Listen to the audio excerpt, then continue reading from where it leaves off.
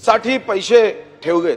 पण अध्यक्ष महाराज, एकीकडे महाराष्ट्रामध्ये अनेक गोष्टी करत असताना एक OYO नावाची एक हॉटेल चेन तयार झाली। अध्यक्ष महाराज, मी आता येताना बघितलं की शहराच्या 20-20 किलोमीटर दूर एका निर्जन ठिकाणी OYO, आणि मग मनात शंका आली की हे OYO हॉटेल चेन काय आहे। अध्यक्ष महाराज, ही अतिशय गंभीर बाब सरकारने लक्ष देण्याची आहे की या हॉटेलसाठी कोणत्याही ग्रामपंचायतची परवानगी घेतली जात नाही, कोणत्याही नगर परिषदची परवानगी घेतली जात नाही, कोणत्याही महानगरपालिकेची परवानगी घेतली जात नाही, आणि या हॉटेलमध्ये 1 तासासाठी खोली भाड्याने दिल्या जाते।